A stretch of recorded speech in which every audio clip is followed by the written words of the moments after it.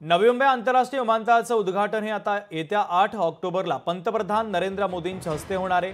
त्यासाठी तयारी देखील सुरू झाली आहे। मात्र विमानतळाच्या नामांतराचा वाद अद्यापही संपलेला नाहीये। स्वर्गीय दिबा पाटील यांच्या नावासाठी भूमिपुत्र आक्रमक झाले असून दिबा पाटील यांचं नाव न दिल्यास तीव्र आंदोलनाचा इशारा त्यांनी दिलाय। देवेंद्र फडणवीसांनी या नावाला होकार दर्शवला असला तरी दुसरीकडे सोशल मीडियावर एक पोस्ट व्हायरल होते, ज्यामध्ये विमानतळाला नवी मुंबई आंतरराष्ट्रीय विमानतळ असं नाव केंद्र सरकारने दिल्याचा उल्लेख आहे। त्यामुळे आता भूमिपुत्र संभ्रमात असून सरकारने निर्णय घेतला नाही तर विमानतळाचं उद्घाटन होऊ देणार नाही अशी भूमिका भूमिपुत्रांनी घेतलेली आहे।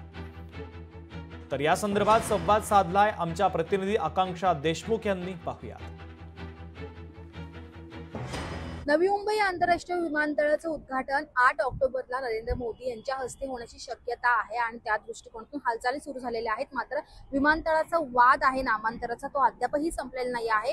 तयारी जोरात सुरू झालेली आहे की 8 तारखेला विमानतळाचं उद्घाटन होणार आहे आणि त्याच दृष्टिकोनातून नवी मुंबई विमानतळ हे संपूर्ण जनतेच्या सेवेमध्ये येणार आहे। मात्र नामांतराचा प्रश्न आहे की नवी मुंबई आंतरराष्ट्रीय विमानतळाला नाम कोणाचं देणार। आपल्यासोबत स्वतः भूमिपुत्र आहेत, त्यांनी नेहमीच आक्रमक पवित्रा घेऊन आंदोलनं केलेली आहेत, बरेच आंदोलनं केलेली आहेत। सर, आता पोस्ट व्हायरल होती आहे, संभ्रम निर्माण झालाय का भूमिपुत्रांमध्ये? आणि 100% संभ्रम निर्माण झालाय। पोस्ट व्हायरल झाली, पोस्टची सत्यता आम्ही पडताळून बघितली, अद्याप काय आम्हाला दिसलं नाहीये।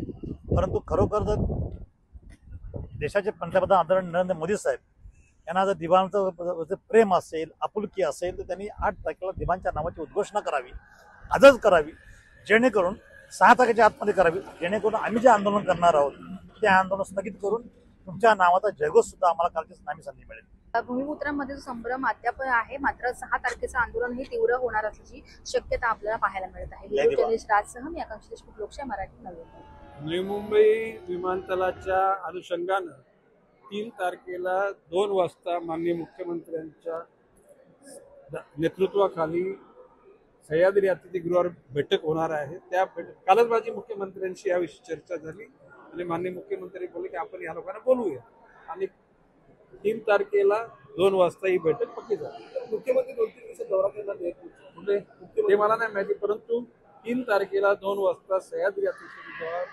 दिबा पाटील आंतरराष्ट्रीय विमानतळ याच्यासाठी जो आग्रह धरलाय त्याची पूर्तता करण्यासाठी बैठक होणार आहे।